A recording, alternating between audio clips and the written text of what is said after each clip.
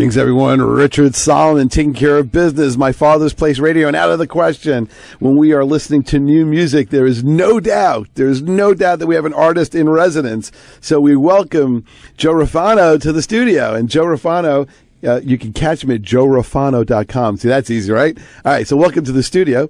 And hey, nice to be here. All right, now, you have an incredible resume. Herman's Hermits, Mickey Dolenz, just to name a few people. Why don't you share some of this great legacy with us? Well, growing up in the 60s, I guess, it was a natural thing to become a musician. My father was a musician. My mother was a singer. My brother, my cousins, my uncles, they were all musicians. So I kind of slipped into it. I always loved rock and roll. And I guess late 50s, I really was into what was going on. And I wanted to play the tenor sax. But They told me that I had to play the clarinet, which to this day, I don't know if that was something that they did because it was easier for them. Something about the fingerings. If you learn how to play that, you can play anything. So I said, well, do I get to play the tenor sax at some point? And they said, sure. They lied. But I became a really good clarinet player as a little kid.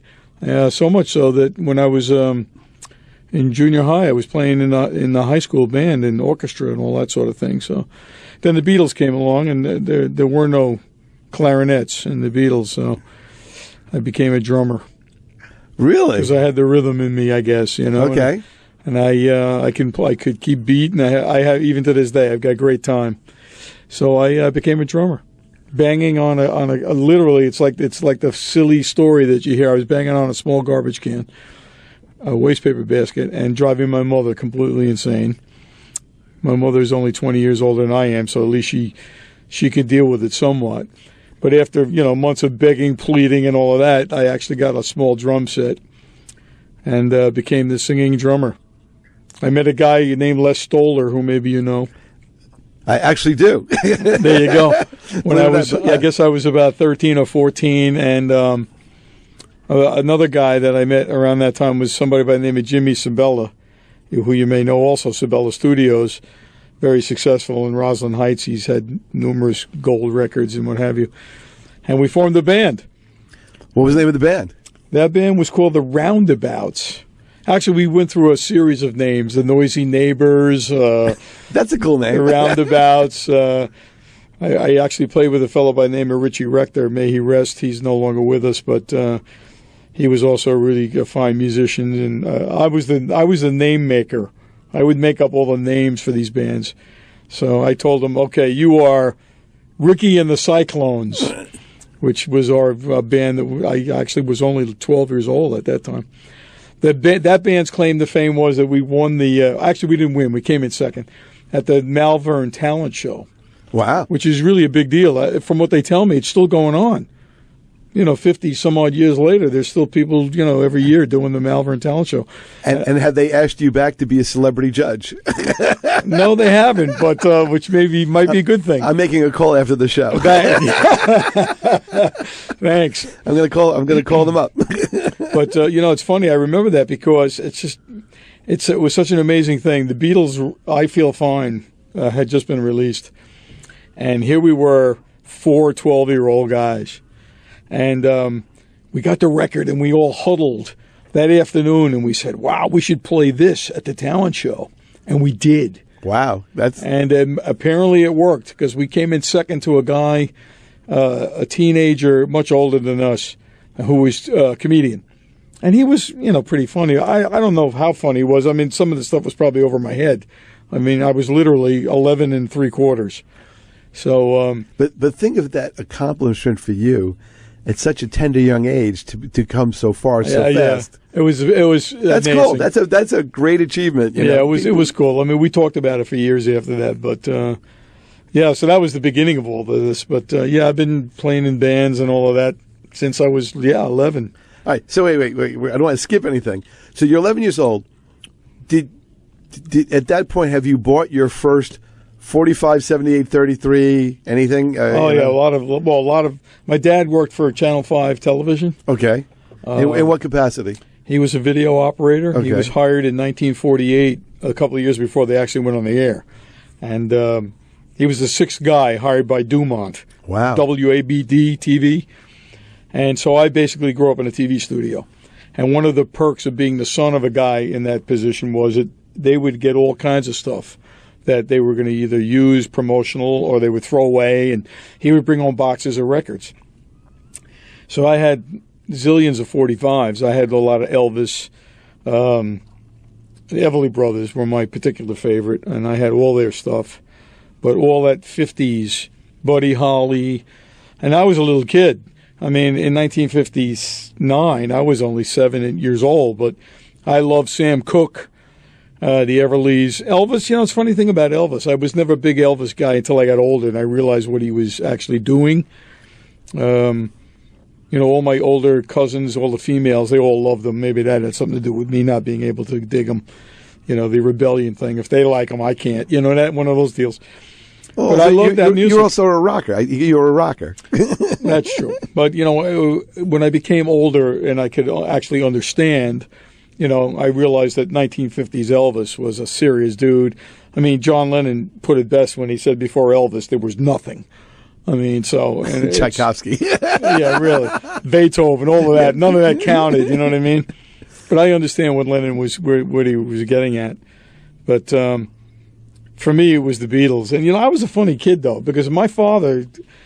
The night the Beatles were on Ed Sullivan, my father, I was up in my room doing who knows what an 11 and three-quarter-year-old guy does, reading comic books maybe, and they said, come on down and see these guys on TV.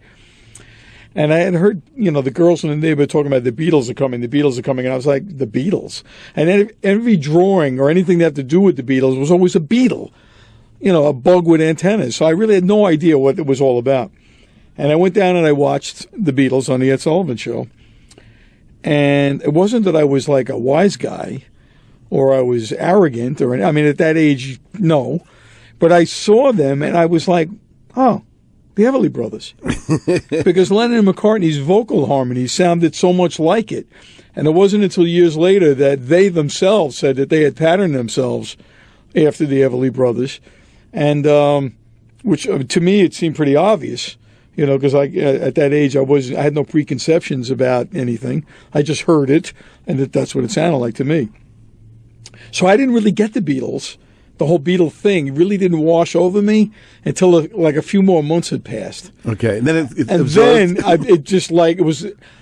it was a tidal wave. I mean, it just crushed me. I mean, I washed up, bleeding and from every orifice, mucus and salt water coming out of my nose. I mean, from that point onward, it was a sickness. I mean, I loved them, and it never went away. I mean, I've read damn near every book. If I haven't read them all, I've probably read close to it. Saw the Beatles in 1966 at Shea Stadium. I was 14 years old. That was the second Shea concert. Have seen Ringo. So let's go back. Wait. I was okay. Go ahead. All right, wait, I don't want, we have an hour, which is good. Yeah, right. We need more, but so when you saw the Beatles at Shea Stadium, were you actually able to hear them over the screen? Yes. Okay. How was the sound? Because I think it was good. Because I'm sure that in those days, I'm sure the sound systems were more primitive than they are today. Well, the amps they were using were a joke. I mean, I remember George Harrison in an interview saying that they made a special amp for us. It was 50 watts. Ooh.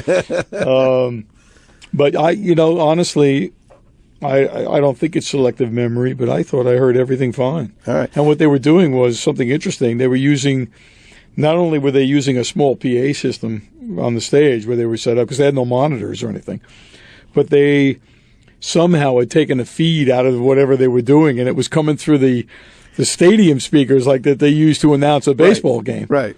But I heard it. I mean, I remember it. Did anybody open for them? Oh yeah, sure. Who opened for them? If you remember, actually, there were a few acts. Yeah. But let me warm up to that by saying that it only cost $5 to see the Beatles in 1966. Wow. And of course, I had to beg my mother for 6 months to give me the money because $5 back then was $5. I mean, a gallon of gasoline was 20 cents. Right. And you got dishes or something or glasses when you went to the gas station. So it was a big deal. But Bobby Hebb, Sonny. Yeah. He was the first act. And then Ronnie Spector and the Ronettes. Wow. And they did, I don't remember exactly how long they were on, maybe a few numbers. And then the Circle. which was Brian Epstein's only American act. And I love the Circle. I always have. They had a very unique melodic sense for pop music. One of my all-time faves as far as that era. Then they came on and did Red Rubber Ball and, their stuff, Turn Down Day, some great stuff. And then the Beatles came on. So you got all of that for $5. Wow. How long did the Beatles play? I think about a half an hour. Wow. But you got to remember, too, the songs average, 2 minutes, 2.5 minutes. So a half an hour, they actually played quite a few numbers. Wow. And I really don't remember the set list. The only thing I do remember was I believe the first song was Rock and Roll Music. That stuck in my head, but I really can't remember what else they played. 66, I don't know. Maybe... What do you know what they closed with? I can't remember. Right. I think I know they closed the 65 concert with I'm Down. Okay. But I can't remember. God, it was a long time ago. So as a big fan, you just watched some of the greatest music, and then your great band to watch. When you left, who'd you go with? I went with a guy who was a friend. I mean, we were only 14 years old, and we lived in Roslyn at the time. Took the train. Shows you how time has changed. Yeah. Two 14-year-olds on the railroad going to Shea Stadium. You wouldn't see that these days too often. No. But he really wasn't even that big of a Beatles fan, which makes it even more funny and ridiculous. He liked his favorite bands, I believe, if I remember correctly, were the Ventures. Remember them, the instrumental group? No. The Ventures, Walk, Don't Run. Okay. Wipeout. They did Wipeout. Oh, Wipeout, okay. Well, they didn't actually do the Wipeout, but they did Wipeout. Okay. And the Stones. He was a Stones fan. He liked, I remember him. He was big on, 66, I guess, by then, Satisfaction and I'm trying to think of the other one with the riff. Last Time. Oh yeah. And, Playing with Fire and As Tears Go By, the Stones of that era. And we would get into some heated discussions as to whether who the better band was. But, he wasn't even really that big of a Beatle fan, but he wanted to see what it was all about. So we went. So what was his impression of the concert? I thought it was okay. I mean, I don't think he was, completely, blown away by it or anything. Were you blown away? Yeah. I was pretty amazed. Again, at that young age, I mean, I really didn't know much about, I knew some things about music because even then I was playing in a band, but didn't know that much about it. I knew it sounded good. Wasn't until I got older that I realized how difficult what they were doing. No monitors. I mean, they couldn't hear anything. It's amazing they all sang in tune. 50,000 people screaming in your face. And, they didn't have anything as simple as a tuner even. So even their guitars and everything were in tune, based on just the hearing it. Wow. Which is pretty cool. And they were musicians, man. They were superior. Now, what did you take from that show? What did you take from that show? Well, and how did that? It was part of the dream. I mean, I always wanted to, from that point onward, no matter what I did in my life, go to school, get a job, whatever, I always wanted to be a musician. And, preferably somebody who wrote my own music and was famous. I mean, we all wanted to be rich and famous. I mean, when you're 14 years old, what else is there? Girls and money, right? I mean, that's really what it was all about. Cars and surfing. And everybody, all the interviews you hear with people like David Crosby and Stephen Stills and Jimi Hendrix and John Lennon himself. I mean, it was all about girls and money. I mean, what else could it be, Which was the subject of many a tune. Absolutely. Were you taking any music lessons at this point? Well, I had taken quite a few lessons on the clarinet. You can't learn to play that instrument just by luck. Right, but I took some drum lessons. Right. Yeah, I took drum lessons for a short period. And when I realized it would be very difficult to write music on drums, I got more interested in bass and guitar because it was a melodic thing. Actually, bass first because I heard Revolver and Rubber Soul and then Sgt. Pepper later on, and I heard the amazing bass playing that McCartney was doing, and I said, wow, that's cool. So I wanted to do that. I taught myself, basically. Wow. Never took a guitar lesson. Actually, I'm lying. My father showed me how to play an A chord, 5th fret bar, and because he was a guitar player. And I figured out the whole instrument from that. Wow. Because it's all mathematics. And the irony of that is that I did nothing but score the worst grades in history in school in math. Couldn't do it. But music is incredibly mathematical, and for some reason I was able to do that. I don't know why. Well, it's like the joke where, like, you see on TV, they ask some kids some math questions. He says, all right, you go to the store, and a Clark bar is, $5.84, and you have $32.18. How many can you buy? And the kid goes, 4.6. Well, so maybe it's just the context. That Who knows? kid needs to be smacked in the head. I'm sorry. Anybody that can do that off the top. Actually, regular math, plain old everyday, just living your life math, I'm really good at. So obviously it's all. So we have a minute in this segment. So there. Obviously, you went to school. Where'd you grow up? In Roslyn? Well, I was born in Brooklyn. Okay. My father built a house in Roslyn in 1962, and I lived in Roslyn until I pretty much graduated from high school. But it's a complicated story. We moved back to Brooklyn because the old man couldn't really afford living in Roslyn, and then spent a year in Brooklyn. Okay. Lafayette High School, the baseball school. Sandy Koufax and Joe Torre and Lee Mazzilli and all these guys went to that school. And then when they felt like they could afford to live in Roslyn again, a year later, we moved back, and I ended up graduating from Herrick's High School. So it was kind of strange. I had two sets of friends, everybody in Roslyn and everybody in Brooklyn. That probably paid off sometime later on. Yeah, and, there were a lot of cool musicians in Brooklyn, too. I got to jam and hang out with people, and I learned a lot, living there in that year. So. All right, so we're going to take a quick break. We're going to listen to Storm Warning. That's one of your tunes. One of my instrumentals that I wrote with Paul Brokaw, who's is my partner in business. All right, so we'll be back on the other side of this break, but enjoy this music called Storm Warning. You can catch it at joerefano.com.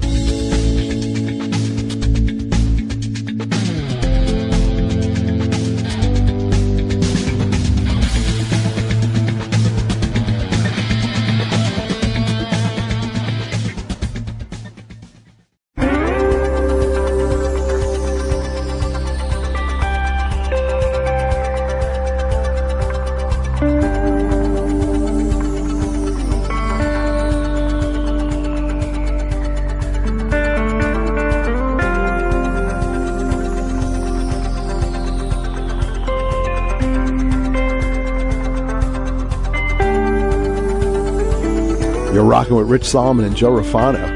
This song is called On the River. Why don't you enjoy it for a second while it continues. All right, welcome back.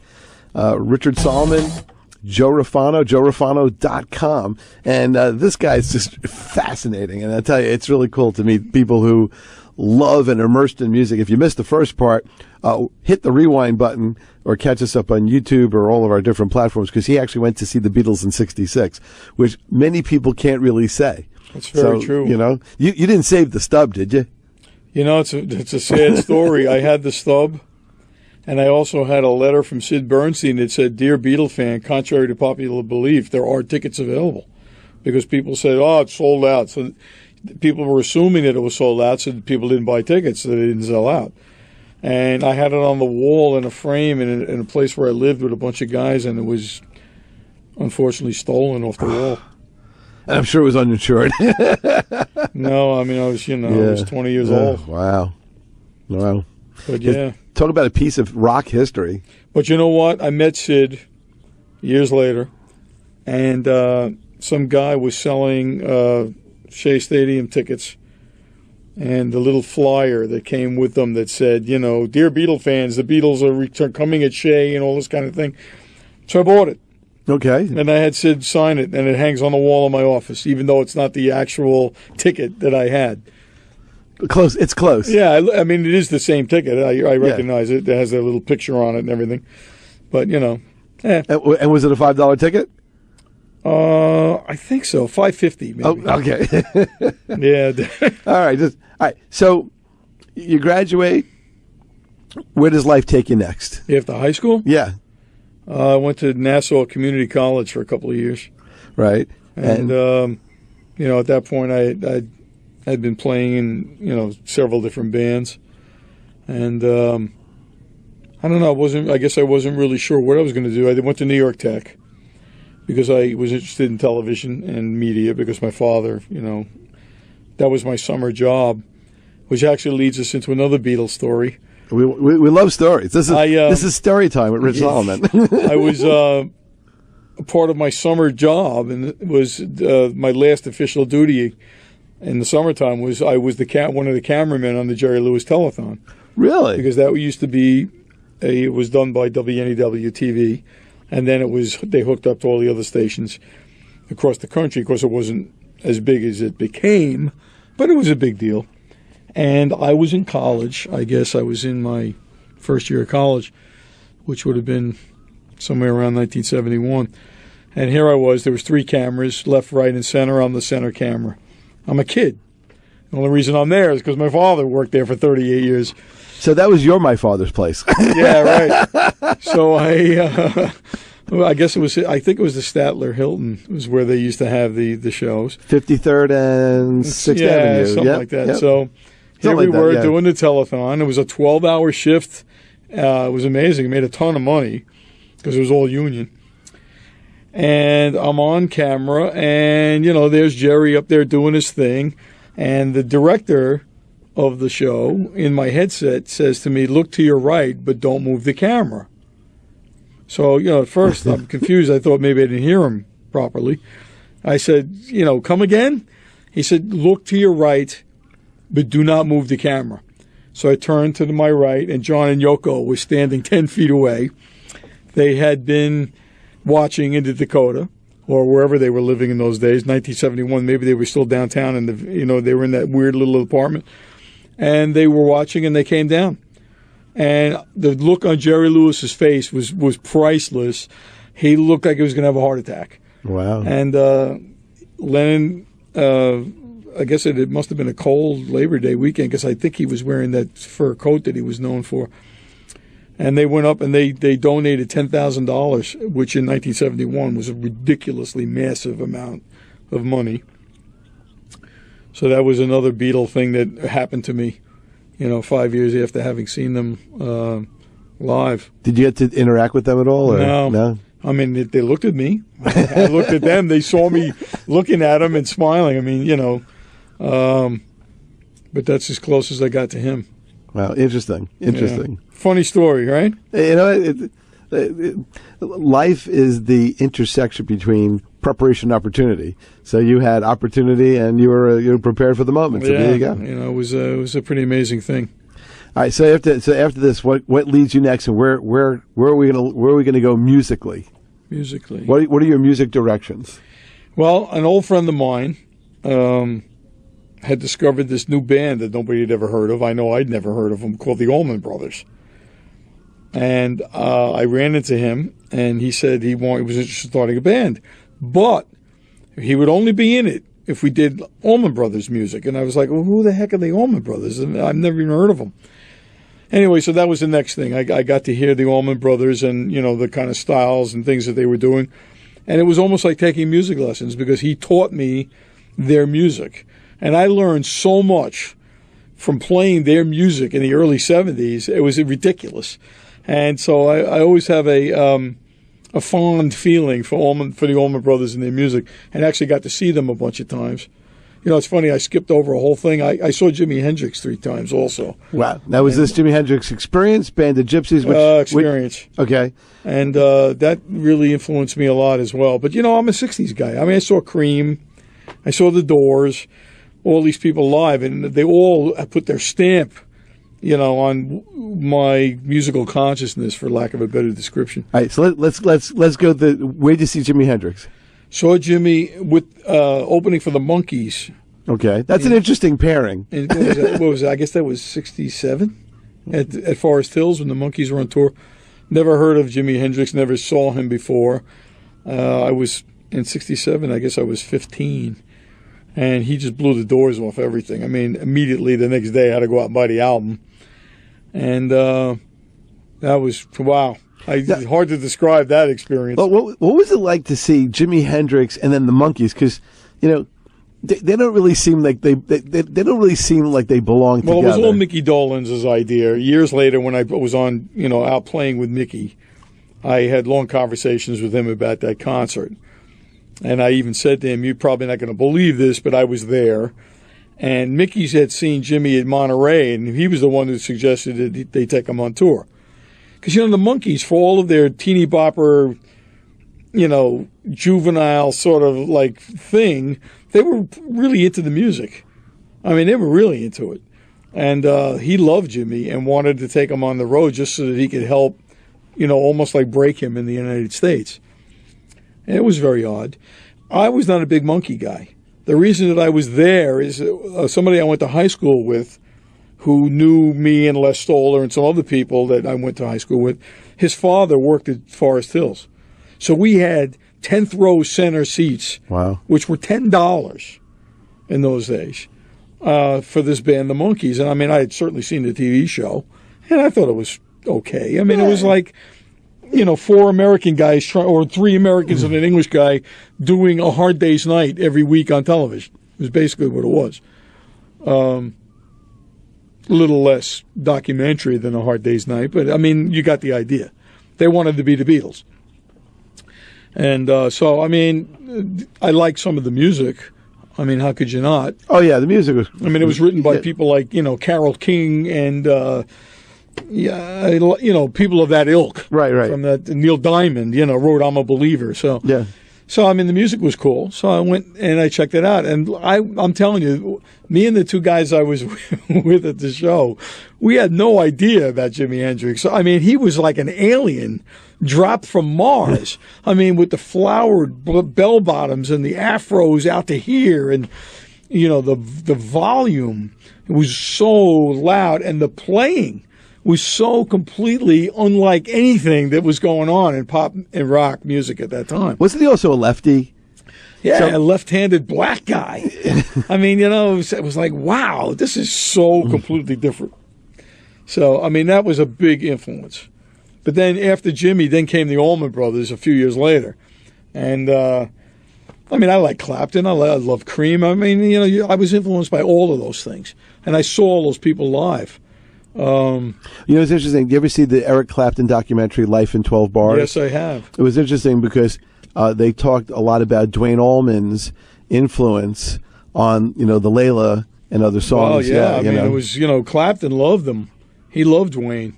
I mean, as a person and what he was doing musically. And, that album would not be what it is if Duane Allman had not played with him. I think Duane pushed Clapton, pushed him hard and took him into places he may not have gone.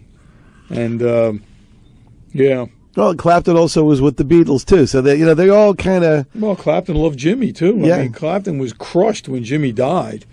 I mean, he in interviews, he said that he felt like Jimmy was one of the few people that he could actually, communicate with. And, Jimmy understood. And Clapton understood Jimmy's thing, and it's... Did you ever see the thing with Pete Townsend and Clapton? Townsend talks about how when Jimmy, first time he played in England... Because this guy's going to put us out of business. Yeah, he was and he said, I wasn't even friends with Eric Clapton, but I called him up and we went to the movies together. And they spent the afternoon talking about Jimi Hendrix. And, how crazy it was that this guy was just so beyond anybody. And, when you think about it, even Paul McCartney was involved. Paul McCartney had a lot to do with getting the Beatles and a lot of the other, the Stones and other people involved with Jimi Hendrix, because he had sort of discovered him. And when Jimmy played in England, he brought all the rock royalty, I guess you would call them, all down to see Jimmy. And, it's a funny thing. The week that Sgt. Pepper was released in England, Jimmy, like that week, the Beatles and all these people showed up at a concert he was doing in London, and he played his version of the Sgt. Pepper, theme on the guitar, and did all this wild stuff, and they were just completely blown away that he could learn it so quickly, and then not only learn it, but interpret it. Right. Well, it's funny. When you listen to All Along the Watchtower by Jimi Hendrix, a lot of people to this day don't know that was actually a Dylan song, Correct. even though so many people have covered it. Dave Mason has done it. The Dave Mason version was the one I think that most people knew before Jimmy did it. Right, but so a lot of people have done it. I think even the Grateful Dead. Didn't the Grateful Dead do a cover of it, I think? You know what? The Grateful Dead are not on my radar. Never been a fan. But probably. But Jimmy's version was just so amazing, It's a masterpiece. Yeah. I mean, it's literally a rock masterpiece. If you listen to everything that's going on that recording, it's just unbelievable. You see, the thing about Jimi Hendrix was, even in this era, a lot of people can play it. I mean, Stevie Ray showed us that, it can be done. But it's the imagination. Jimmy created all of that. It wasn't just playing. He invented it. I try to explain that to young people about the Beatles. You had to kind of live through it. I mean, a lot of young people do get it. But what they were doing was so revolutionary for its time. Tracking, overdubbing. A lot of people, nobody did that really. You might overdub a vocal, but you wouldn't overdub 15 tracks of instruments. And they were using the studio as their palette. They were painting with sound. And nobody really did that before they did it. It started, I guess, with Rubber Soul. And, it worked its way. By the time it got to Sgt. Pepper, it was out of control. But, listen to what goes on in Revolver. Tomorrow Never Knows. George Martin made a very interesting comment in an interview that song could not exist in the real world. It could only exist as a recording in the studio. Okay. Which is absolutely true. Because there's really no way to perform everything that was going on. Unless you have a tape recorder in the back. Well, nowadays, you could sample it all and trigger it. Yeah. But is that really performing it? Not really. Not really, but it's not Milli Vanilli. It's, Exactly. All right. So you've seen all these great performers. Do you have any pictures or memorabilia, T-shirts from any of this stuff? I had some video from Shea Stadium that my father let me use his video camera. God only knows where that is. I think I have a little tiny reel of film. Jimi Hendrix, no. I was at Bangladesh. Wow. With a friend. He's got photographs he took of that show because I've seen them. That's great content, that stuff. Yeah. Well, in those days, you didn't bring a camera to the concert. No. It wasn't like now where everybody's got a phone and they shoot everything. You didn't shoot stuff like that, you know what I mean? And here I was at the Singer Bowl, digging on Jimi Hendrix, and I wasn't thinking about taking pictures. I was probably, under the influence of substances, and I was really digging the music. That's an interesting thing. We were talking about the Beatles for $5 and all the people that were on before them. How about this one? For $3.50, you got to see Janis Joplin. We didn't know who she was. Some blues singer. My cousin was her sound man. Yep. The Chambers Brothers, who had just had a huge hit with Time Has Come Today. Okay, so you got the two of them, and I think the Soft Machine also. Those were the warm-up bands for Jimi Hendrix. Wow. For $3.50. A bargain. Talk about times changing, man. That was a funny show. Every time I get together with the people that were at that show, we laugh because one of the guys that was with us became so stoned that he fell asleep on a park bench, and when he woke up, they'd stolen his boots, his leather jacket, his hat, his T-shirt. It was, it was summertime. They left him sleeping on the park bench in his pants, basically, in his socks. Oh, it was a different era. All right. I want to play Chase the Dream, and then we're going to go into a quick break. So let's take a peek at this song. Tell me. All right, so for those who are listening, this is Richard Solomon taking care of business. My Father's Plays Radio. Out of the question. You're with Joe Refano. We're going to play a minute of Chase the Dream. And we'll be right back.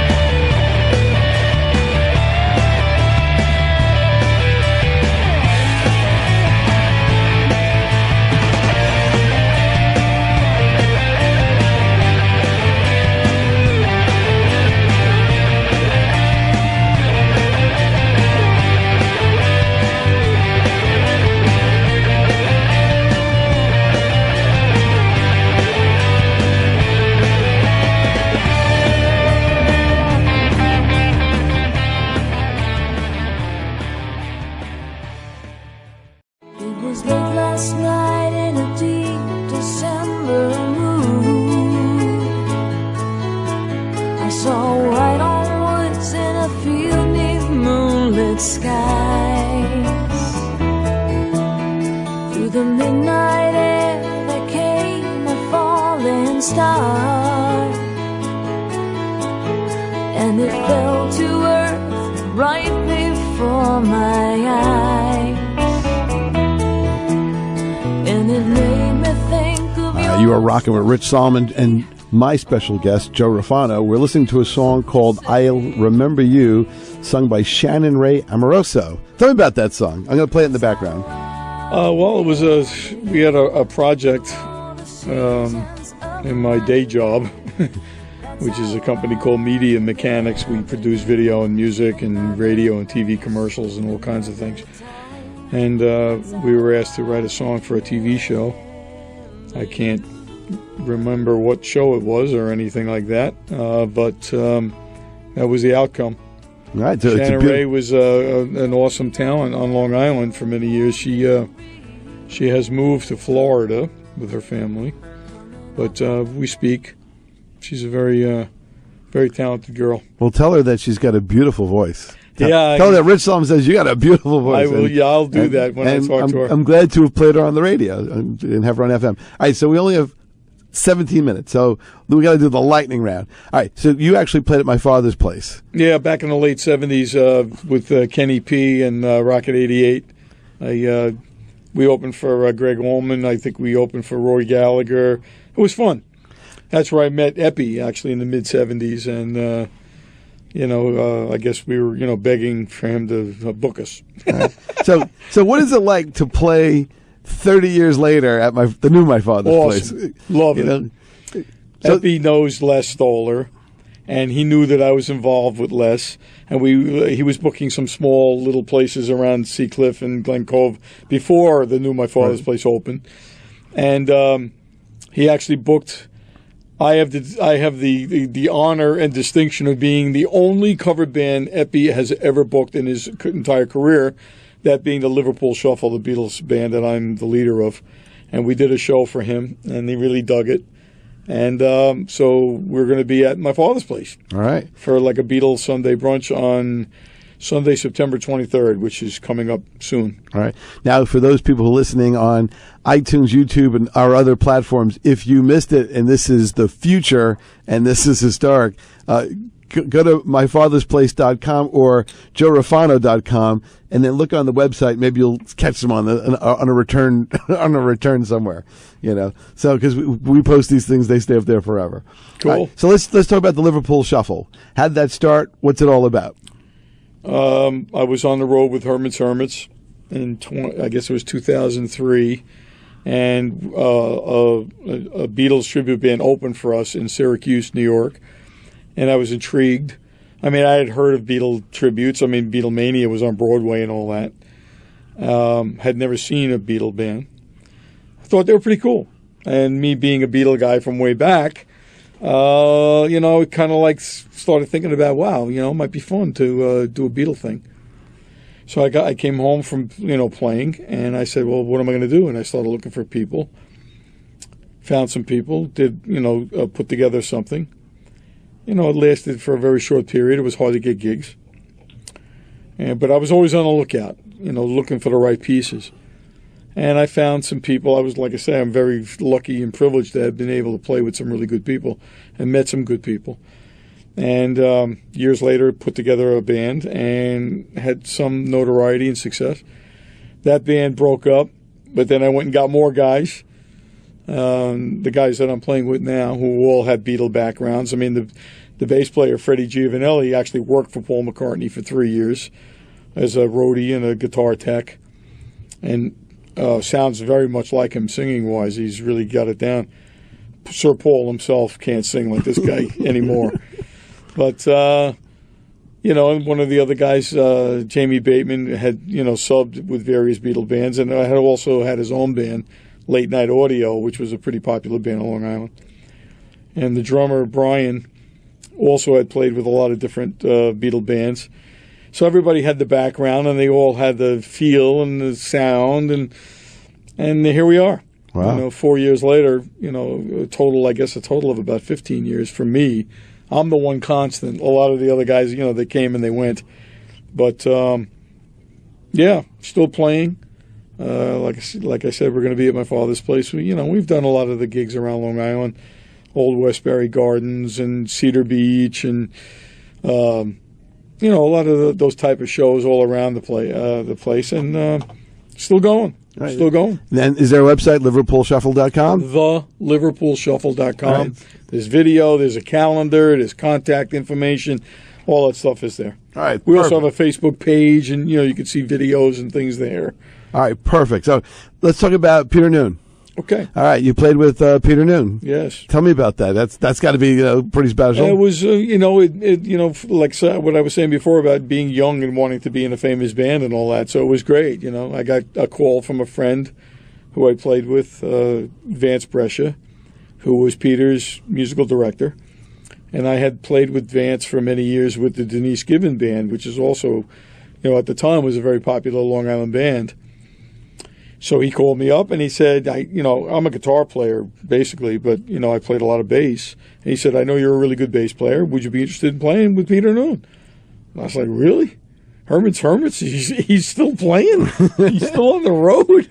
And he said, yeah, man, it might be a lot of fun. So I said, sure, let's do it. So I, did an audition. Actually, they took me and my wife and put us on a Caribbean cruise, all expenses paid. And they said, your audition will be you're going to play some shows with Peter on the cruise. So not only was it all expenses paid, but they paid me to do it. Wow. I was like, wow. Beats a sharp stick in the eye. This is great. And Peter and I, hit it off right away. We became friendly. And, I ended up being, I guess you'd say I was his principal bass player for about 6 years. Played, 250 shows. Got a real taste for what it was like to be on the road, and it wasn't easy. It wasn't glamorous, believe me. It was very hard work. And I bet you the food's kind of crummy. Food was pretty crummy, unless Peter took us out, which he was known to do from time to time. If we were in a particular city and he liked a particular restaurant, we would go out and have dinner and stuff.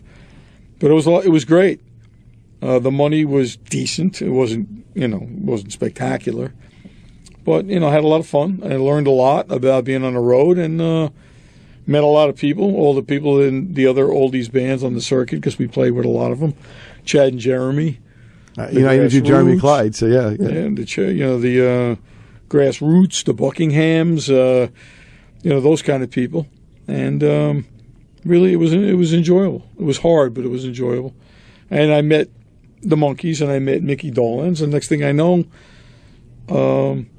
the guy who was with the Monkees suggested that I play with them because he had got another job and moved on to something else. So I played with them for like 18 months. And what was that like? It was great. I really enjoyed it. I liked their music, and the guys in the band were fun guys. They fired me. They said I wasn't professional enough, which was pretty humorous, actually. I mean, people that I knew on the circuit said that they never sounded better until I played with them.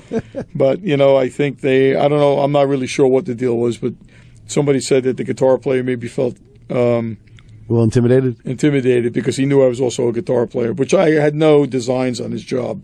I really didn't. I was perfectly happy being the bass player. But, life is strange. You run into all kinds of situations. So you played so many different genres of music and so many kinds of bands and so many different instruments. You got guitar, bass, saxophone, drums. You played with Allman Brothers music, Beatles music, Hermits, oldies. Yeah, I was in a power trio too when I was a kid. We did all Jimi Hendrix stuff too. So yeah. So what are you focusing on now? Because you have such a comprehensive bass. Talk about a palette. You have all these skills, all these talents, and all these influences. So where's that taking you now? And what? Well, the Beatle thing, I'm loving it. I'm doing it. I'm playing it. It's been 15 years. But really, my attention has been turned now towards the Stollers more than anything because it's my music. Okay. It's our music. It's original music. I seem to have a knack for writing pop songs, we're not really a pop band.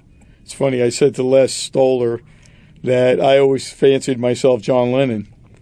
But in this band, he's more John Lennon than I am. I'm more Paul McCartney. I'm writing all these nice, cute little 3-4 minute pop tunes, and he's writing all this like visionary, crazy stuff. And I really respect him for it because it's really hard to do. But yeah, I think that's kind of where my emphasis is now, because I think we'd like to do more original music and do more original dates. Or, look, I have no fantasies of becoming famous at my age and any of that, but it would be nice to open for people, famous people, be the warm-up act. And the Stollers people say, well, what is the Stollers? Well, if Steely Dan ran into John Lennon and then they got together with the band and did a jam session, that's kind of what we do. It's jazzy, it's Lennon-esque in its approach, and it's got a very funky Americana rootsy kind of folky thing going on. It's sort of like alternative folk, if there's such a thing. And I think that would really work well as an opening act for a lot of people. And, I'm hoping that maybe Epi will even be able to turn us on to some of that kind of stuff. I'm sliding the copy of this show under his door tonight. There you go. Oh, I'm gonna as soon as we can burn the CD, I'll just head over and just slide it right under. Thank you, I appreciate that. I'll just say from a friend. But the Stollers, the show we did at my father's place a few weeks ago really seemed like we got a really nice audience reaction. I mean, nobody knew who we were. I mean, there were a lot of people in the audience that we knew from growing up and all that, but they didn't know what it was about. I mean, they were solely reacting emotionally to whatever it was we were playing. And I think that the consensus was that it was a really interesting show, and people liked the music. It was something that they could get behind. It's very eclectic. I mean, we went from one jazzy sort of almost a political statement on the world in 2018 to a very romantic pop feel. So, we've got some things going on there. I always thought that the bands that did that kind of stuff were my favorite bands anyway. I don't want to hear the same thing album after album after album. It's like McCartney said, describing the White Album, we're the family grocer. You need apples, we give you apples. You need oatmeal, we give you. You need coffee, we give you coffee. I like that idea. I think that's a cool thing. Well, yeah, some of the biggest mistakes bands do is like, look, I love the band Boston, and I've said this many times, but they always try to recreate their first album in their subsequent albums. Yeah, it was the same thing over and over and over, which, what they did was really cool, and I enjoyed it. But, But there was no leap forward. Yeah, no differentiation. I'm one of these guys who believes in evolution, you know what I mean? It should evolve. Right. I would find it very hard to be writing the same music over and over and over and over. I mean, I wrote my first song when I was 11 years old. I'm not writing the same type of song I wrote then now. Well, but you've lived so much more life. True, and that's why I think that if your life as a person is evolving, then why wouldn't your art also evolve? Hopefully, it does. So, who do you listen to now? Like before a show, do you listen to anything on the ride over, or it's always something different? I have Spotify. I'll listen to Pat Metheny, who's a very huge influence on me. Also, I love his approach. I can dial into any number of his albums. And then I'll go to Zappa and listen to, Joe's Garage. or, Apostrophe. It never fails to crack me up. Even, 40 years later, I'm still laughing. And then I might go to Stephen Stills, who has been a big influence on me, too. Occasionally, I'll, if I'm on my way to a show, maybe I'll tune into Jimi Hendrix, Axis Bold as Love, or Focus, big favorite of mine, Jan Akkerman, Thijs van Leer from the 70s. Again, I like it because they were pushing the envelope. It was visionary. They were really making a statement. I like people that take chances. Is that what attracted you to bands like Hendrix and The Doors? Well, at the time, yeah, because at the time it was such a departure from what was going on. What were The Doors like in concert? Well, everything you've heard, all the cliches are true. I mean, Morrison was a really moody, weird cat. Yeah, dark. He's very dark. Very dark. I mean, I never saw him take his pants off on stage, but I do remember, I believe that same tour that when they came, or maybe, it was before Hartford. I believe it was Hartford, Connecticut, where he actually got arrested and taken away. Maybe he decided he didn't want to be arrested after that, so I never saw that. But I do remember distinctly hearing about it on the news, and I guess I was maybe 16 or 17 years old and thinking, wow, talk about taking a chance and taking a leap. Why would you do that, But it seemed like everything he did was about that. Lyrically, everything. When he died, they said he what was he, 30 or something, but he had the body of a 90-year-old because he tried every drug. He tried every experience, wanted to do everything a human being could do. It's like he almost burned himself out, It's interesting. At the Rock and Roll Hall of Fame, there's a very interesting letter, I think, from his father to his school, if I remember this correctly, because his father was like a captain in the Navy or something like that. Yeah, I was at the Rock and Roll Hall of Fame. I actually saw that. Yeah, and it was sort of like, young Jim, yeah, right. The little rambunctious. We do our best to show in the right way. Yeah, the Hermits did a show. Actually, it's a PBS concert called the '60s Invasion, or I don't know. It's if you're late night on PBS, you can catch it when they do their fundraising. Yeah, exactly. And I'm in the video because I was his bass player at the time.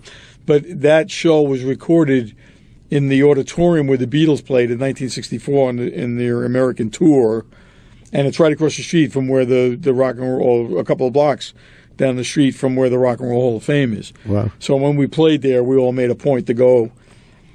I've heard it's improved, vastly improved. It wasn't really that great when we went and saw it, but wow! All right, that is the fastest 1 hour of radio. We're gonna go out with a song called "Usually," and we're gonna. I like this one. This is this was actually it was also written for a movie, I think. So I dig this one. And this is sung by Alan Santoriello. Alan Santoriello, who is known on Long Island as Little Wilson. He is Little Wilson, and the Little Wilson Band, they're pretty well known. All right, so an amazing conversation. Thank you for having me. I really appreciate it, and I really enjoyed myself. A really, really phenomenal career. JoeRefano.com, and LiverpoolShuffle.com, and go to MyFathersPlace.com to check them out. We'll be seeing you next week. She don't have